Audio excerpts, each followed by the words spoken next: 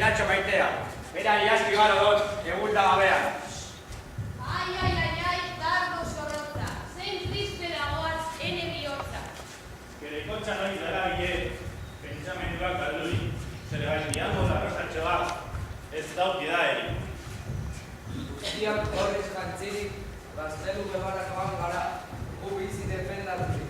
Urte bat eta bi, 5 eta 10, gaztadu egian deslizatuak, beti bere minaz fatigatuak. Zaetako bandereagaz, hoita gu gara etorrik. Eguzkiaren alboan dago, gure honrea jarririk. Penado de tanta pena nagoz ikusi espero. Y ninguna cosa buena hay en esta ez dago. Euskeletia inora behin, ederre batek kotan, bete no prestareko ajeazte, Penado de tanta pena nagoz ikusi espero. Ai, Y ninguna cosa buena hay en esta cosa.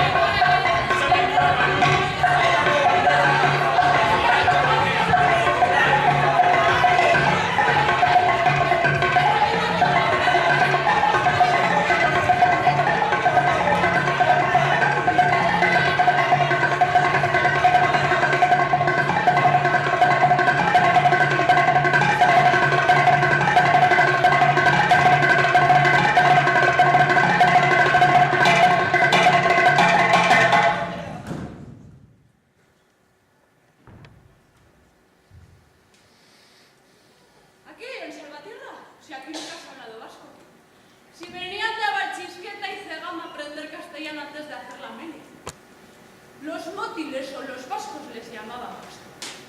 Y solíamos pensar, hoy vienen los vascos a por patatas.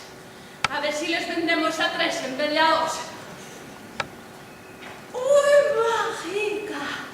¿Qué va? Mira, yo soy de Gilior. La madre es de Gilior. Y la abuela de Gilior también.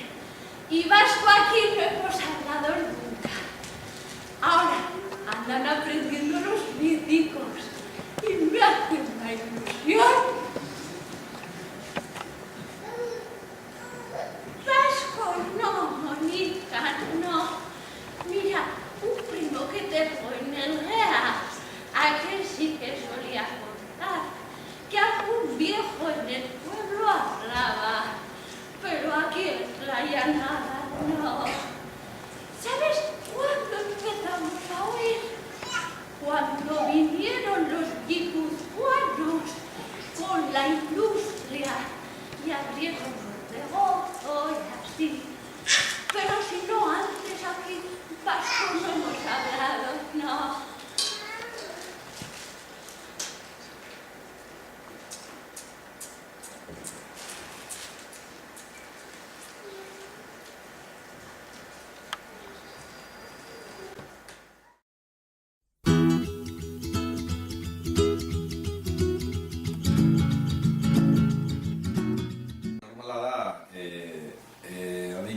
Batez ere hainbat jendek uste edo duda egitea ia beren arbasoak noizbait euskeraz egin ote zuten ala ez. Izan ere euskararen galera, arbasun bezala, oso azkarra ematzen.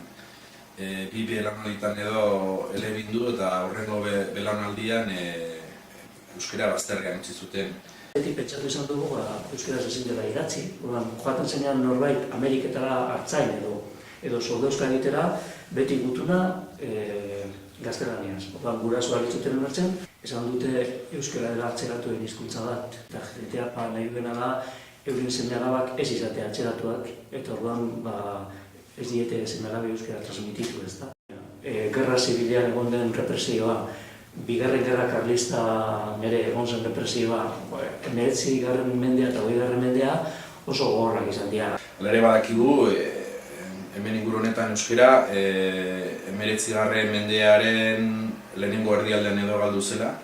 Herritar gehienak euskal elebakara ziren, eta ez soilik nekazariak, Badakigu, nobleziaren parte bat gutxienez ere euskeraz bizi zela. Hor daukagu, Gervasio Cesare argentinarrak emandako datu berri bat, non goi mailako Martin Ochoa de Villanueva goraindarrak, botere bat ematen dio bere alabari, eta gorainen erdera zegoena, eta itzuli behar izan zioten ulertu alizateko. Toponimere hor dugu, aguraindik atera gabe, hor du olbeak, hor ditugu ere, adibidez, agirietan agertzen diren arankalea edo arrankalea, kale deitua eta ez kaie. Hor dakago ere ergoiena, opakoa, arrizala, alangua eta egile hor hartzen zituena. Eta dakigu baina unsaur biribilan, alangoako unsaur biribilan ibiltzen zirela, da intxaurrondo biribilaren edutako lekuan. Beste agiri batzuk ere badira, 16. mendean adibidez, eta horrela badakigu hainbat mezak eta eskontzak euskaraz ere egiten zirela, adibidez Gazeon edo Langarikan. Noblezia froga zirela eta badakigu ere 17. mendean, hainbat herritan ia ez zutela topatu erdera zekien jenderik. 1611an ere lau sorgin edo prozesatu zituzten inguruan, bi larrean eta beste bat Ilarduian eta Araian, eta denek interpretea behar izan zuten deklaratzeko ez.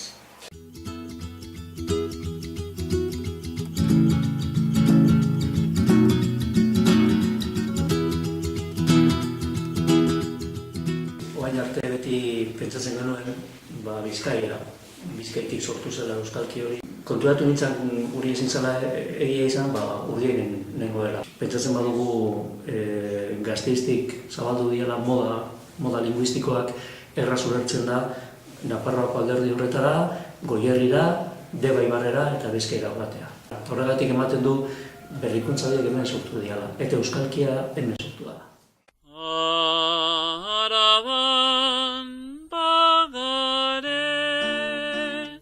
Frankismoa zegoen horretik, baina bazegoela gogoa, bazegoela kezka bat, euskara berreskuratzeko, kultura berreskuratzeko, eta orduan. Gasteizen Fakultatea de Teologia del Norte de España edo deitutako fakultatea jarri zuten, da hori aprobetxatuz, Gazte talde bat joan ginen, Eusebio gure arduradun zela edo joan ginen Gasteizera. 1977an kokatuko nuke pixka bat, uste klabea bezala, seminarioetan, komentuetan, eta euskal kultura eta euskararen hizkunde edo mugimendu hori pixka bat hasita zegoen. Inguru hortan izan zen Arantzazun euskara batuaren inguruko lehenengo bilera. Eta hor ere Eusebio Osak parte hartu zuen, beraz, hainbat herritian ere hasi ginen. Eta Eusebio Osak, baten zen, Agurainera.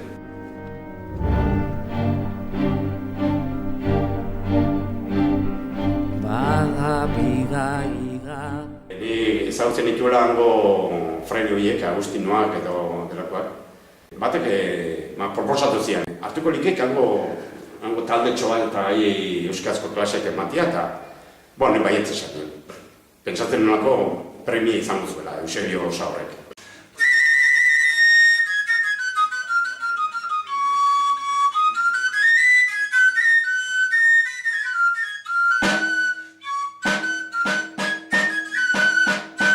Ni agertu nintzen Agurainen 72an. Hasi nintzen, hasi euskararekin. Baina konturatu nintzen, bazirela beste adar batzuk euskarara jotzeko. Txistua eta arantza. Empezamos con Pachi Zabaleta en la casa de Ulate, los bajos donde era la sede del Mano Yanque, entonces, y ahí podíamos aprender chistu, euskera y danza. Con la condición de que a las 3 actividades no nos podíamos apuntar porque era mucho. Eso de euskera que no lo habías oído, que no sabías ni que existía. La icurriña, las danzas, Yo la verdad, me sentía muy aficionada. Pachi fue también un bombazo en este pueblo. 1973an, urrian, Patxi Zabaleta proposatu zidan euskera pixka bat erakustea. Ez zan bakarrikan euskera jakitea, zan pixka bat euskaldun giroa edo sortzea, Euskal Herriko historia punteak eta olako gauzak. Nire ikasle modu nagoen nintzen, eta nire irakasle esan zen Belen Beraza. Joaten ginen arratzaldetan, eta egoitzen genuen uste du gogoratzen naiz liburua radiofonikoa, metodo radiofonikoa. Gazteiza etorri nintzen 75ean, eta nire lehendabiziko lana Agurainen aurkitu nun. Deitu ziaten Klaretiarrak gaztetxoei euskara irakasteko asmoz, eta gero ja aprobetsatu zan ematen nuela eguna, joaten nintzen Aguraingo kale nagusira, eta horre ematen ditun nik euskarako klaseak, Aguraingo gazte batzuei. Eta nik ditudan oroimenak benetan Aguraingoak izan ziala oso harrera honekoak.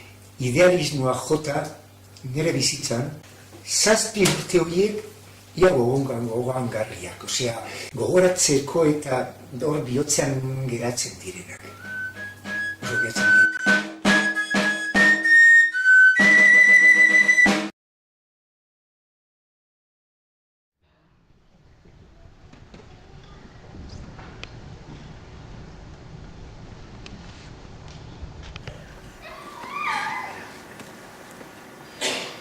A veces, para entender lo que las cosas han sido, para comprender lo que las cosas son, hay que tomar cierta distancia, tomar cierta altura, ver las cosas desde otros puntos de vista, ensayar nuevas miradas. Allí, ese va a ser un mundo. ¡Más rubias! ¡Qué buenas! Hacía un montón que no comía.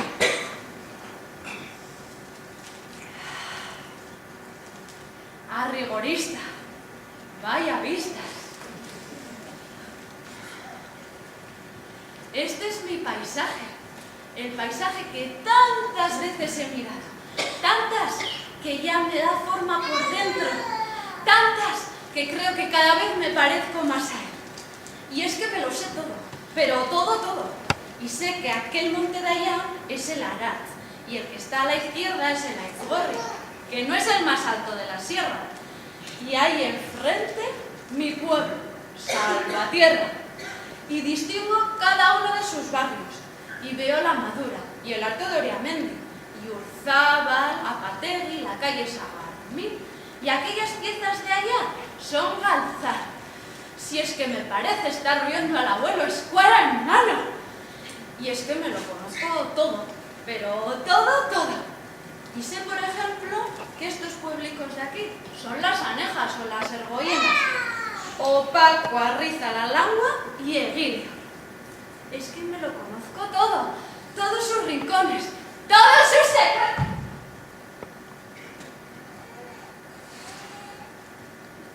¿Y esto? ¿Estaba antes aquí? ¿Quiénes son?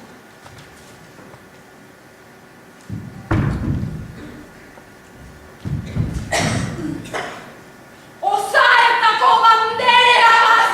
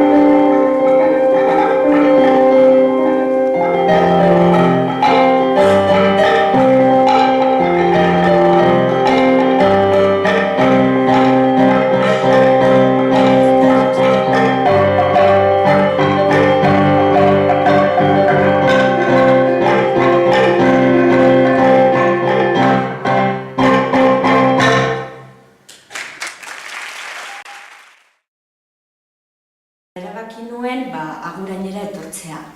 Eta agurainen lehenengo gau eskolekin hasi ginen, apaizetxean, gela txiki bat, eta 80 arte hor ibili nintzen gau eskolatan, ikastolarekin ordutegia partekatzen.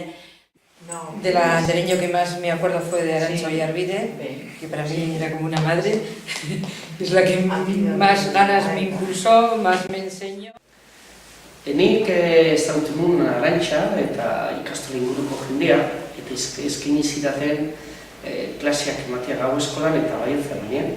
Gau eskola zen zerbait kulturala, baina zegoen integratuta aurrengo mugimenduan. Cuando empecé con Miren, estuvo poco tiempo, luego con Erronkari. Yo iba muy a gusto, le entendía bastante bien, llevaba bien las clases, ¿no? Erronkarekin, eta erronkarekin mano duela, dana euskera. Eman esaten zen, euskari gabe, euskarik ez. Nola legairen egon ginen, gau eskola bezala, hortxe bakizu hor Pantxo eta Pelok eta hoi zenatu zuten kanta. Neure humeak neure zain, eta bai,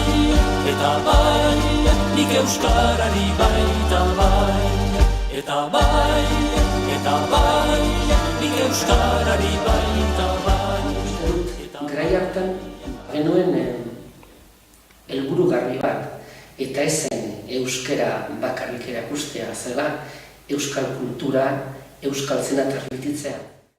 Garai hartan, 77, 18, 19, jende bazegoen saretasuna aurreinen euskara hitz egiteko eta horrela. Eta sortu zen ikastolatiko oso talde bat, potentzen da egunero, umeek eskolan zen bitartean, euskara ikastea eta horrela. Ikastolan kontrato edo egiten zigutenean, beharra ikusterazi egiten gintuzten, baita ere aportatu behar genuela, ez bakarrik klaseak ematen aurrei, baizik eta helduei edo hor laguntzeko genukala lana. Imak aipatu duen bezala lanaren bila etorri nintzen, prinsipioz, okerez banago iaia baldintza bezala jarri zidaten gauskola ematia. Nituen ikaslek, gehienak ziren gainera nire ikastolako ikasleen guraso.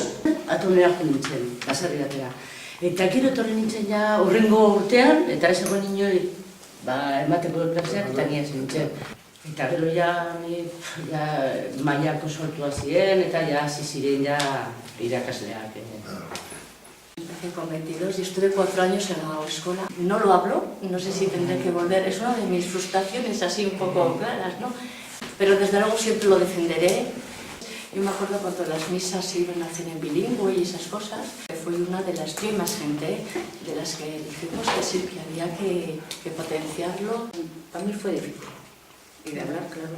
Entender todo, pero hablar. Es muy difícil, lo he intentado muchos años. Han ikasten genuen dena abesten edo dena jokuak egiten, jendea parte hartzen, esen ikasketa horrelago serio eta trinko bat. Nuestra generación hemos estado un poco en el intermedio, ¿no? De cuando se perdió el euskera y luego que han podido retomar otra vez nuestros hijos.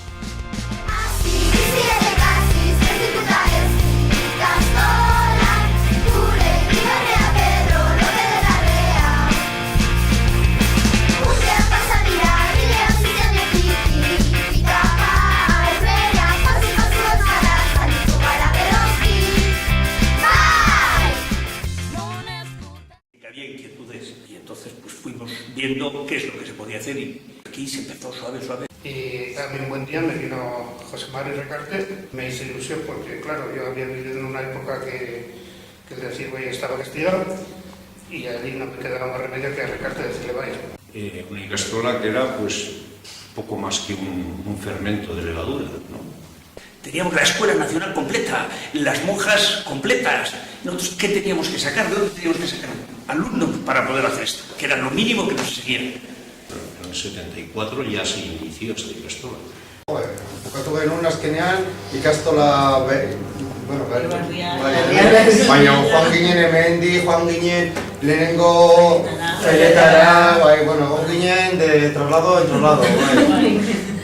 Que era un poco aventura traerles aquí tal como estaban las cosas y pues eso, que todo el mundo te decían también pues que no tienen el nivel como en las escuelas nacionales. Pues queríamos que aprendan euskera y bueno, vamos, pena haberlos tenido aquí. Oso pozik dago nire semeekin euskaraz hitz egiten dudalako. Eta hori pos handia ematen dit. Hasieran hasi ginen 9 umeekin, lokalean ez zegoen este aurkirik. Lurrean egiten zuten bere fitxako, bere lantzuak. Responsabilidad handia zen. Tenía un título de magisterio y luego lo cedí para que te habría legalidad. Aunque yo no era andereño, claro. Sí que iba todos los días donde Juncal un ratito por si acaso nos pillaba algún inspector. Magisteritza egin eta gero hemen zuekin batera nintzen apaizetxean oinarrizko hezkuntza. Eta orduan gero Felixia eta Juncal zeuden 2, 3 eta 4 urteko umeekin. Hemen egoten ginen atxeden garaia saloia zen, hemen umeak jolasten zuten eta gero geletan lan egiten genuen. Me vi involucrado en el tema económico, porque estaba trabajando en Caja Laboral en aquella época y claro, los medios no teníamos ni una peseta. Pues claro, no había dinero y decidimos pues, hacer unos números de tarifa y así pues tiramos para adelante. En principio pues les traíamos nosotros mismos de los pueblos contentos de que pudieran venir, claro. Éramos los malos de las películas, claro. También es cierto. Oso argi daukat ikastolan egon garenak maite dugula euskara. Bueno, yo creo que estamos todas contentas de haberles traído, vamos. Bueno, lo peor que teníamos es que decíamos, oye, ¿y esto cómo resulta? Han egon zan implikazioa, gurasoen aldetik, irakasleen aldetik, hor dagoela eta gure bizitzarako guztientzako izan da garrantzitsua euskara. Laurogeita Arabako ikastola guztia bizitatzen, horitariko bat izan zen, Agurain. Antzerki bat egin genuen bertsoak kantatuz eta orduko argazki batzuek, gaur ikusi dut orgelan, hemen kantari ari dararen alaba. Uste da, zenbat urte diren hori dela puntu. Zuk egin zenuen lan horrek eragina duela zeren nik dauzkatoren zure ikasleen seme alabak. Eta etxetik transmititu diete zerbait, hori ikusten da. Eta gero bestetik, orain nik transmititzen diedanak, uste dut 10 urte barru emango dituela frutuak eta asko. Ez dela inbeste itxaron beharrek. Ekainaren 16 euskararen eguna, Arabako lautadetan gozatuko duguna.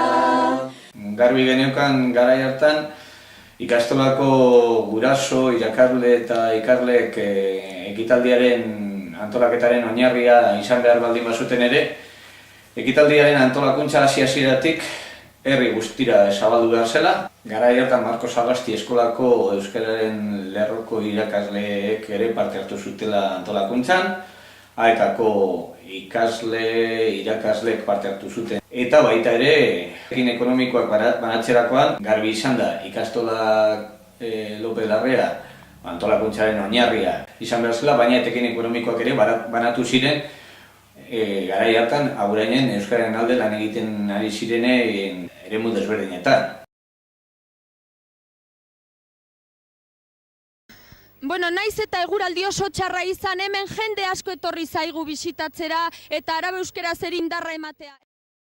Hemen dugu betiko euskaldun jatorra Jose Miguel de Barandiaran. Aizu Jose Miguel, zu animatu zara Agurainera etortzea, zergaitik izan da hori? Ni etorri naiz honea, araba euskaraz, hoize maite delako, etorri naiz.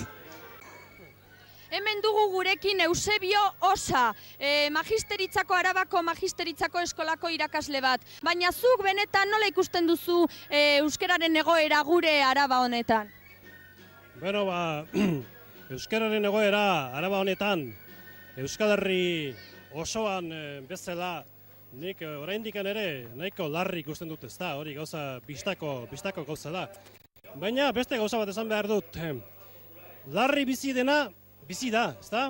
Eta orduan, hilda dagoenak ez du larritasunik.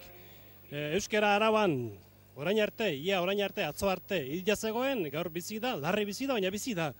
Horregatik uste dut, aurrera paso bat eman dela, aurrera goazela, poliki-poliki mantxoegi behar bada eta laguntza handierik gabe, ezta? Baina aurrera goazela. Hemen dugu baitere Valentinen beita, aspaldiko bertsolari zaharra. Haupa Valentin, aizu, nola ikusten duzuzuk euskeraren egoera Araban? Euskeraren egoera Araban oraindik bajo ikusten dut. Eta baina beste aldetik ikusten dudana da gaztedia datorrela euskerari bultzera egiten. Eta gaztedi horrek euskera berbistuko duela. Araba lehenago antzena euskalduna izan bazan, eta izan zan, berriz ere euskalduna izango dela. Plazara, euskara, plazara, euskaldun irakasle eta ikasleok dantzara, plazara, dantzara, geure herriaren geroa bai gara. Arrebatan nahi, guk ere herri bat izan nahi, geure lurrak laiatuz eta irauriz, Udaberriko emaitzaren zain, herriak izan nahi dugu, eta jakintza herriaren zat nahi. Plazara, euskara, plazara, euskaldun irakasle eta ikasleok dantzara, plazara, dantzara, geure herriaren geroa bai gara. Ez, erderarik ez, Euskadin sortu ginean ez, denok euskara bakar bat nahi dugu, bizi giro eta jakintza bidez, mundu berri bat nahi dugu, herri bakoitzak beretik eman.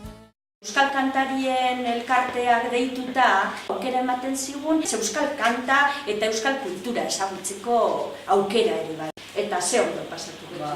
Eta benetan, gelditu baldin bada euskal kultura eta euskararekiko maitasun pixka bat hor gure barru horretan, bueno, bikaina, eta aurrera. Gaztelania sortzearekin, euskara alduan zitzaigun, botereak lehentasuna, erdaran jarri baizun, gure hizkuntza isitzea, ez zuten ala ere lortu, gaur herri honen altxorra dugu, biharko entesigu.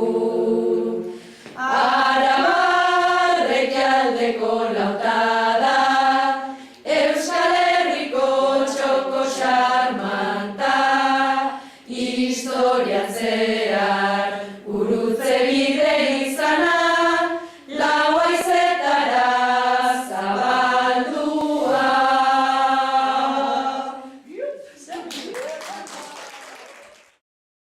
Indela 36 urte sortu zen ikastola, 9 ikaslekin, aurten berriz 409 ikasle ditugu. Asko handitu gara eta ja eraikin hau berala geratu zen txiki. Bi lerroko ikastetxe eta hainbat taldetan ere hiru izanik hartu behar izan ditugu ondoko eskola zaharraren gelak eta eraikin osoa. Eta Marko Sagasti desagertu zenean, gurengo haur guztiak sare publikoan ere euskaldunean matrikulatuta daude. Ikastola honen proiektuan hasieratik oso importanteak izan dira gurasoak, eskerrak eman dizkiegu, sinistu zutelako posible zela umeak hezitzea eta euskaraz. Eta espero dugu horrela jarraitzea, orain handiago gara, gauzak aldatu dira, sortu zirenetik, baina barruan dauzkagun helburuak lehen eta orain umeek euskaraz hezitzea izan da, eta espero dugu izatea hemendik aurrera. Ni 86an etorri nintzen, fraietara, moda ematera. Eta genukan lanbide heziketa, eta gero sortu zen ren bertan. Ni 88an etorri nintzen, da dagoeneko orduan zegoen irakuskuntz ertainen erreforma da, IE esaten zitzaion. Askoz ikasle gehiago zegoen 88an behintzat A ereduan, D ereduan baino. Eta horregatik hain zuzen ere, hasi ginen pentsatzen D eredua indartzeko eskaintza edo zabaldu behar genuela, Nafarro aldera. Uhartearak hildik Ziordirainoko ikaslego hartzen genuen, eta hainbat urtetan 170 gora ikasleak 3 autobuse osorik etortzen ziren. Ikasleen artean, orduan izan genuen euskal giroa, handik ez dute ikusi ikastetzean horren beste. Eta geldi, gaur egun arte, ez D eredukoa soilik dugu ikastetxea. Ikastetxeari nortasun aldatu egin zaio, lehen zena monjetxe bat, orain ikastola bat bihurtu dute, gurasoak eta langileen bidez. Hone etorri nintzen 1987 urtean. Hemen A eredua zegoen eta oso giro erdalduna. 1988an hasi ginen B ereduarekin. Momentu batean geratu ginen matrikulari gabe, ia. Jendeak eskatzen zuen B eredua. A eredua ez zuen inor nahi, edo oso gutxi. Orduan, horregatik aldatu genuen. Monjak momentu horretan, zeuden nahinalde, nahiago zuten A ereduan. Aldaketa handia egin behar zen. Gu ikasle horiak gara, hemen ikasi genuen, eta garai hartan monjak zeuden. Eta guk ikasi genuen euskara ikasgai bezala. Elkartzen ginean irakaslok erderaz hitz egiten genituen klaustroak adibidez. Eta gaur egun euskeraz hitz egiten dugu beti gure artean, eta barneko lan guztia euskeraz egiten da.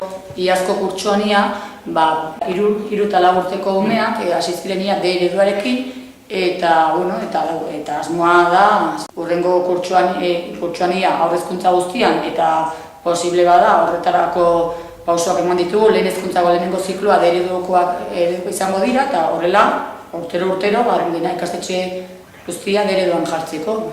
Nortasun aldaketa honek ere ekarri du jai berriak kontutan hartzea.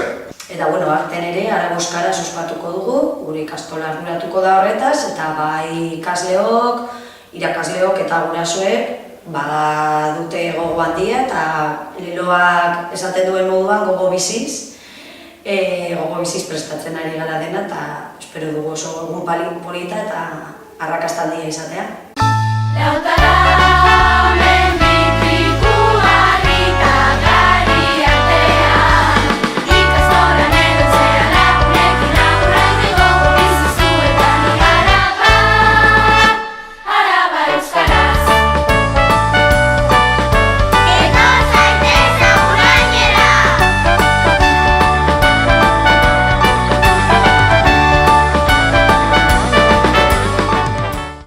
Ikastola honek hartu du konpromiso bat euskararekiko.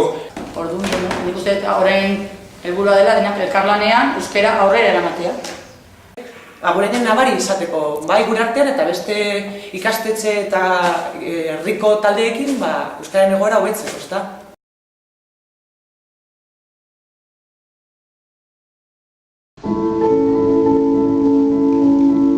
Bada leku bat lautada honen erdian, non munduak aguren izena.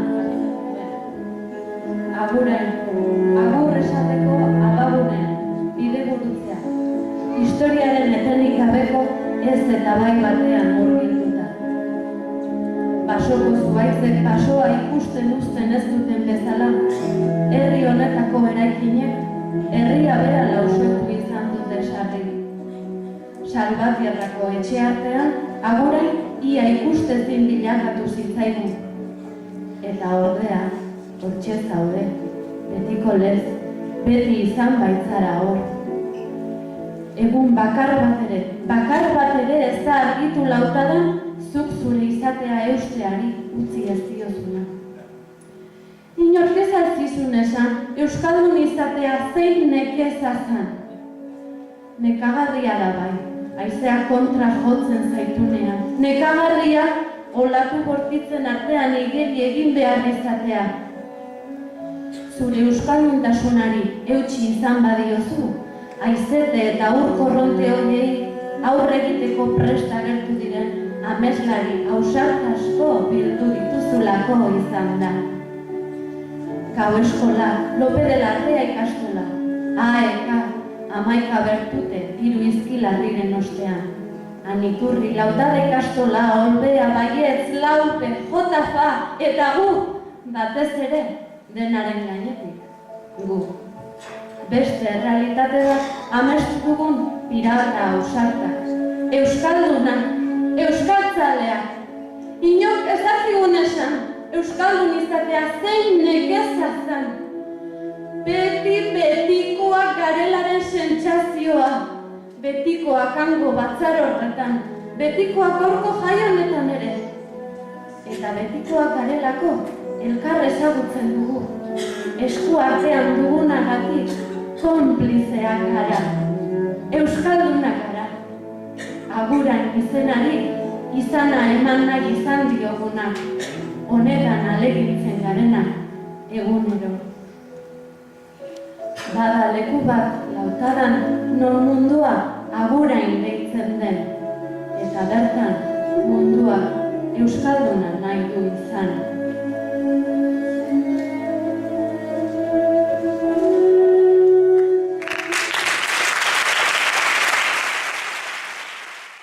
Eskola eredua agortuta zegoela, eta mugimendu berri bat zegoen Euskal Herrian, AEK, eta orduan, hemengo jende bateken gau eskolan egiten zirenak, bereziki, proposatu zuten Gasteizko AEK-an ibiltzen zen jendearekin hitz egitea, eta hemen AEK osatzea. 82an, 83an, noski niretzat kriston oferta izan zen hori ez. Garai hartan hemen etzegoen programaziorik, etzegoen iaia ezer.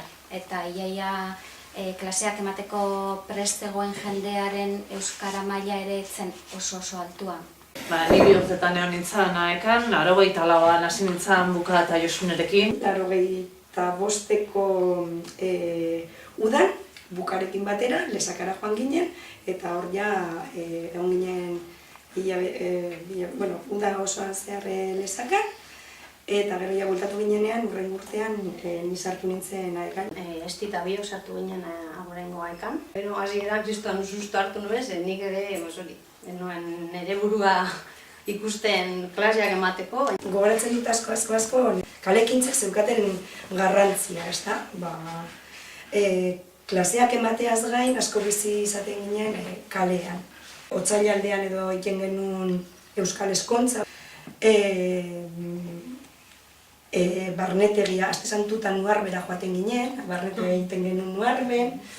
San Juanetarako zenbait urtetan karrosak prestatu izan dira. Tatu genuen batzorde bat, bai Gabonetan, kriston ekintzak egiteko, bai umekin, bai pinera joateko, bai tailerrak, antolatzen zen gaztaina, kolentzero, erregeak, dana barruan zegoen eta zegoen batzorde bat hor AEK-an sortu zela ere.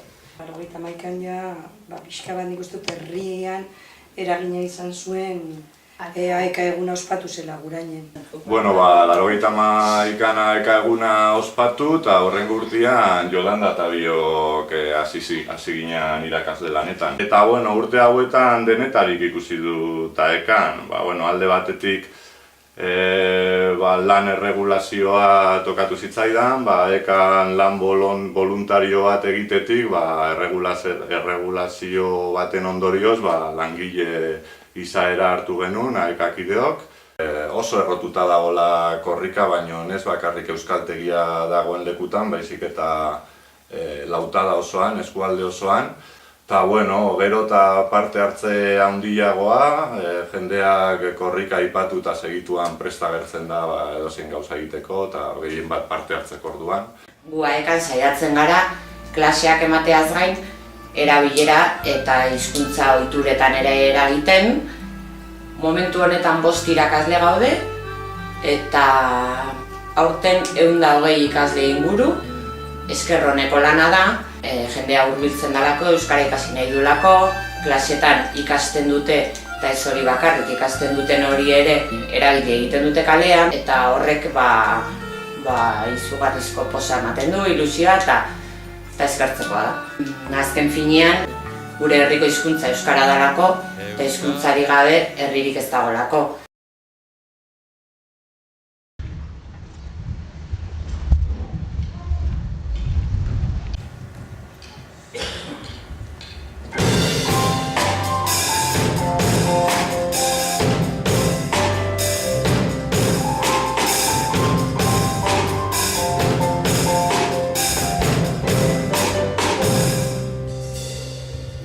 Klines paketea gorde dezagun, goza dezagun euskara,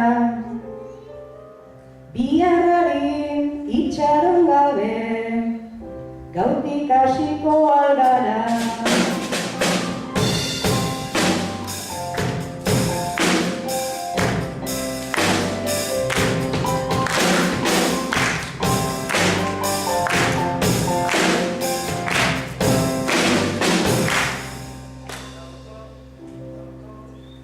Gaurko honetan baturik daude, atzerria eta lauta da. Gure helburua zabaltzea da, euskara lau haizetara.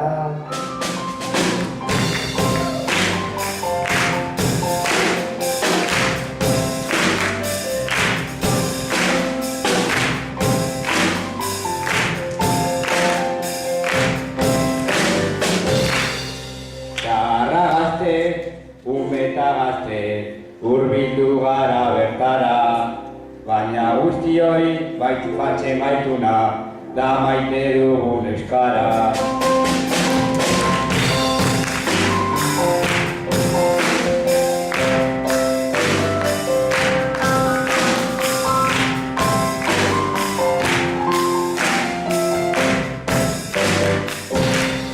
Arratsaldeon, zuoi guztioi, hori da lehenengoa.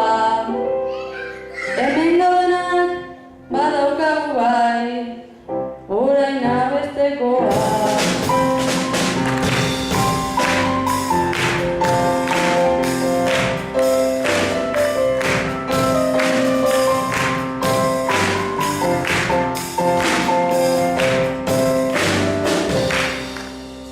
Euskara delako hizkuntzena, hizkuntzari zaharrena. Bera berean guretzako da, gura txorri ganbiena.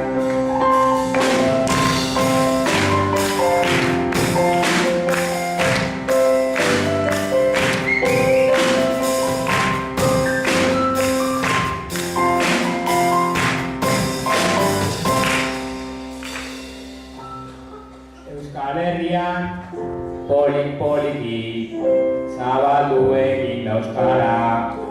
Taulan jarraituz egunen batek helduko da helmugarra.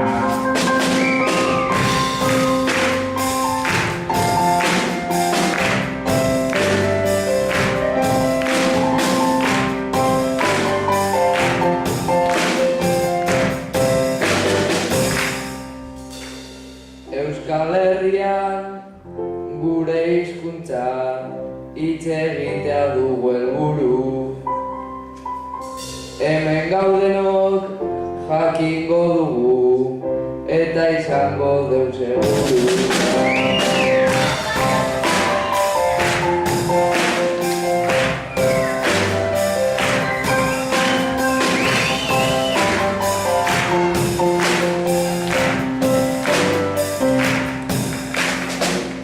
Aiba argiak piztu egin dira, hau hilezuri mordoa. Hemen gehienek ez ote dute, jubilatzeko gogoa.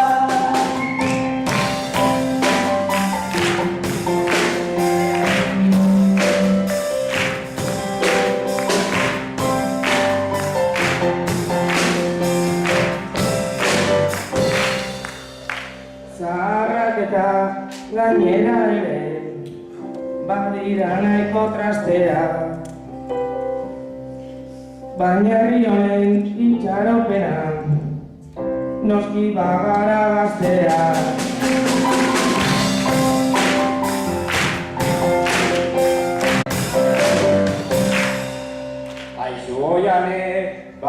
geratzen bai, zaude zuko oso trebe. Baina haue bai, anargazkietan, oso pederra bai daude.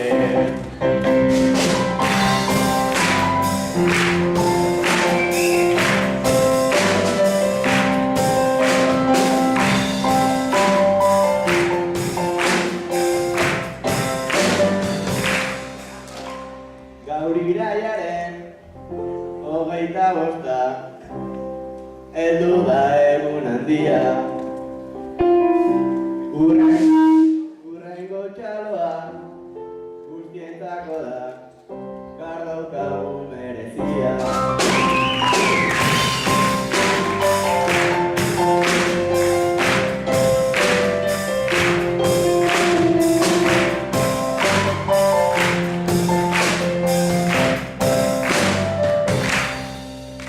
Guain begiratuz, zuetako batzuk, bazeudeten argazkietan.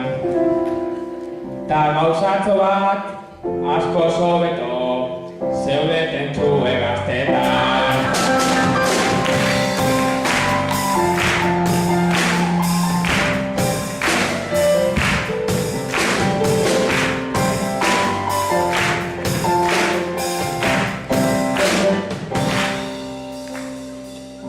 Baten bati ez zion egingo, horren beste grazi.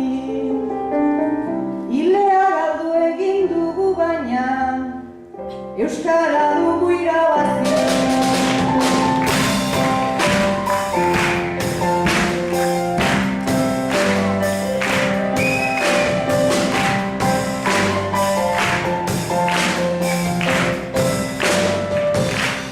Jende asko bildu egin gara, hemen arresiaretoan. Maite dugun hizkuntza honi, gu daukagulako gogoa.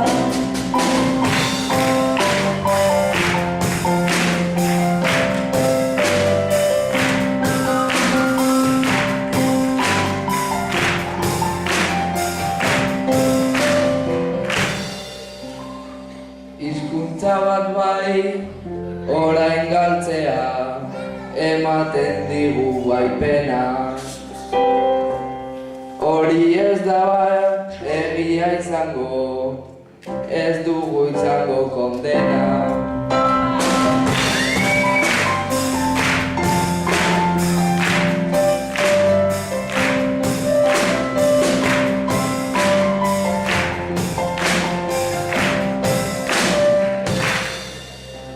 Hemen daukagu ongi eserita, sakanak euskaltzalea.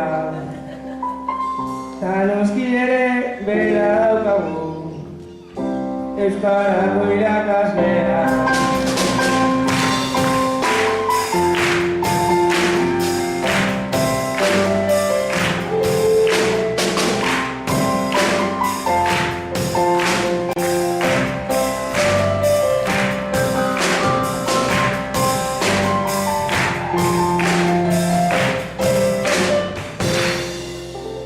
Lehengo argazkien kontuarekin, batzuk badaude aldatuta.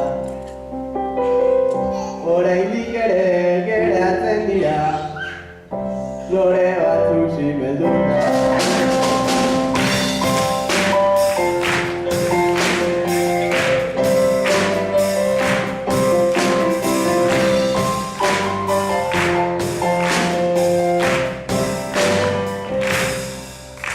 Euskara asko ez hitzaitea, zortzen dit kristoren pena. Baina baire nabe biratuz, sortu zaiti txaropena.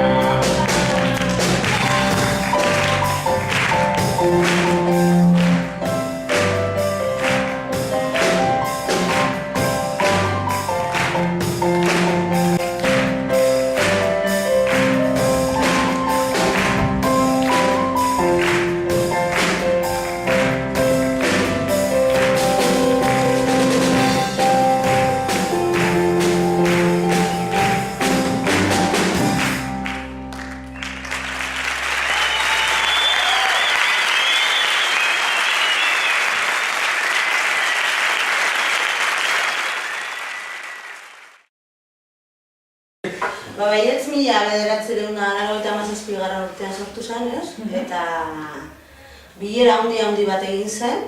Helburu batzuk markatu ziren, euskararen erabilera bultzatzea eta euskal kultura zabaltzea. Gero beste erakundeetatik, garai hartan euskaraz oso gauza gutxi antolatzen ziren. Bai, ekintzea desberdinak egin genituen, alde batetik mahai inguru desberdina, gero ere zinema euskaraz egintzat. Eta bai gintzala hola urteetan jarraian, bai urteetan jarraian hola, izan zena zen Baskaria, Euskaldunon Baskaria. Igual 100 pertsona hola, gehienetan handitzen ginen eta oso ondo. Baietz, euskaltegiaren inguruan mugitzen zen, irakasleen baitan zegoen Baietzeko ia guztia. Gauzak antolatzen hasi ginen, euskararen erabilera bultzatzeko, bai gure ikasleei begira, baita aguraindar jende gazte eta helduari begira ere. Talde ezberdinak egin genituen, arlo ezberdinak ere jorratzeko. Eta adibidez, tailerrak egin genituen, Santabera tailerrak, dantza tailerrak, bitxirigintza tailerrak, txangoak ere egin genituen. Mendira joan ginen, 3 erregen mailara igo ginen. Jende asko elkartu ginen eta ere urtero egiten dugu barnetegin txikiak, saiatzen gara euskaldun herrietara joan, asteburu pasa, jendea ezagutu. Jendea gero eta gehiago etortzen da barnetegi txiki horietara, arrakastatxuak dira. Egon ginen Iruñan, planetarioan, eta ez dakite, Baluarten ere bai? Bai, Baluarten. Baluarten ere bai, Amazen, Sancho, Erregiaren... Bai, historia eta ere egon ginen. Euskararen erabilera bultzatzeko kanpainak ere egin genituen. Batzuk, lehenengo urtean izan zen, dendetan egin genuen. Eta usten genuen, jendeak joaten zenean eskatzera, zerbait erostera edo euskaraz hitz egiten bazuen, boleto bat ematen zieten eta horrekin zozketa bat egiten genuen kanpaina bukaeran. Eta gero urtean ere egin genuen berdina, baina tabernetan, nahiko ondo atera zen. Eta saria zen asteburu bat mendaitze batean, 2 pertsonentzako. Bota dezagun demokrazia zerri askara,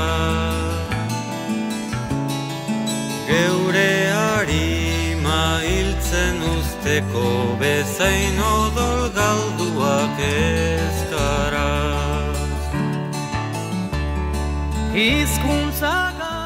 Aguraingo euskaldunak biltzea, bilgune bat izatea, batez ere euskal komunitate bat sendotzeko, eta zorionez abian da elkarte hau eta nahiko zabalkundia izaten ari da. Gube altxorban bezala ikusten duguna da sortu dugun euskaldunon sarea. 150 kontaktu inguru baditugu mailen bidez komunikazioa helarazten diegu. Agurainen euskararen alde edo euskara landu nahi duen orok izango duela hemen lekua.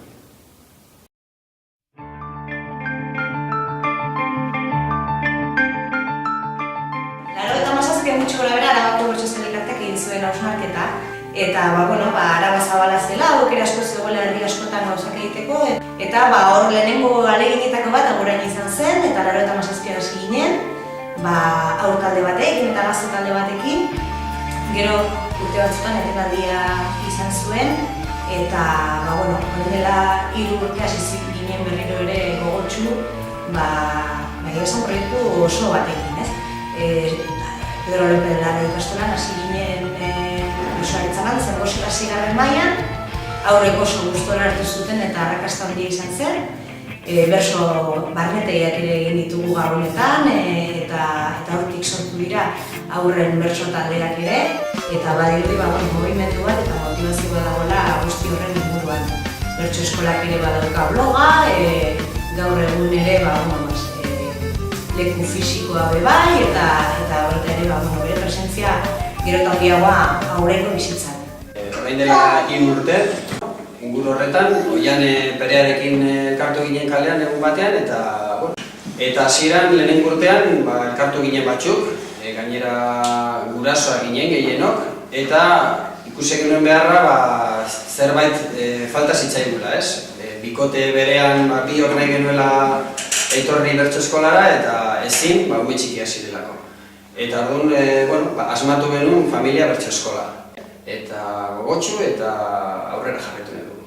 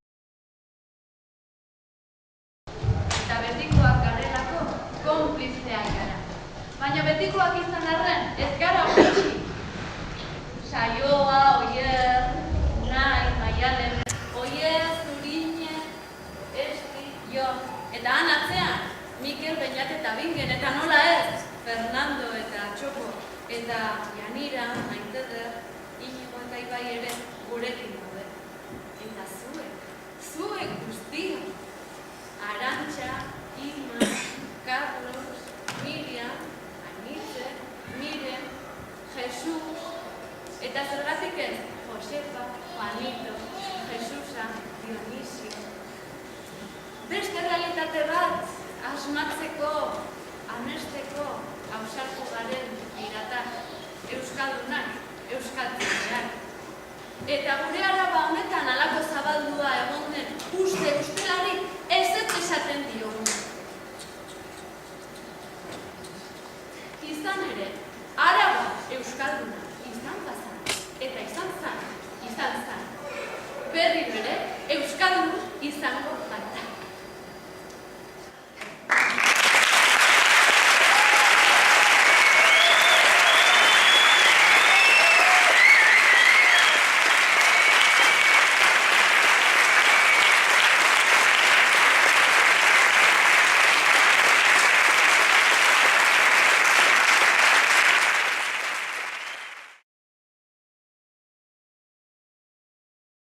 Nik uste dut pozik egoteko moduko egoera batean gaudela, ezta? Lautada osoan D eredua dago bakarrik indarrean, garai batean A eredua zen, A eredua edo erdera hutsean egindako ikasketak ziren. Utsunea edo erabileran ematen da. Erabilera portzentaiak oso txikiak dira. Hori da gurainek gaur egun daukan erronka nagusia. Euskara gero eta presentzia handiagoa hartzen ari da. Hor dauzkagu Baietzek egindako lana, gaur egun Olbeak egiten duena, hor daukagu ere bertso eskola.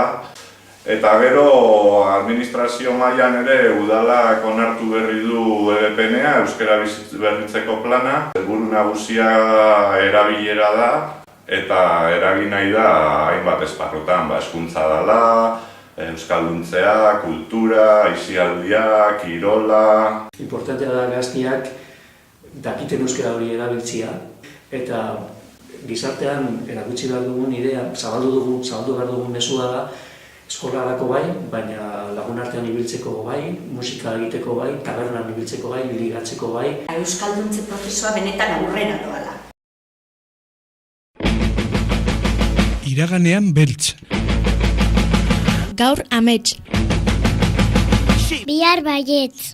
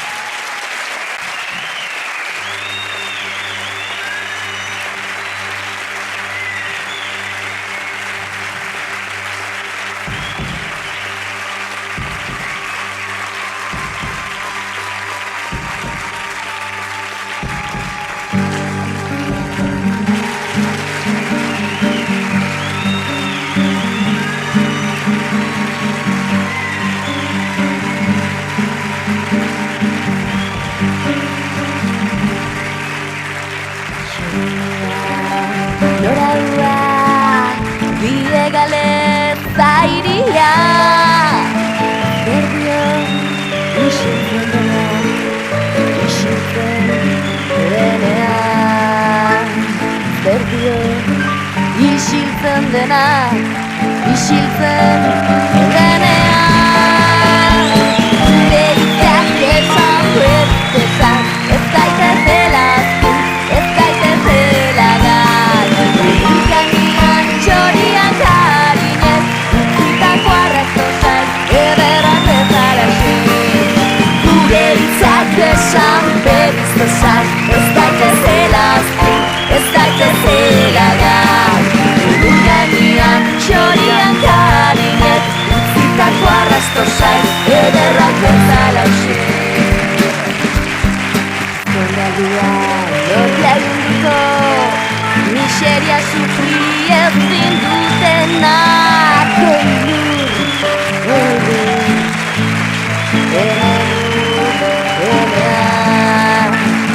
Aitianu dira, nik ez zaitut ikusten, ez berrik jakten, nurat galdu dira. Gure hitzak esan bertezak, ez daitezela zu, ez daitezela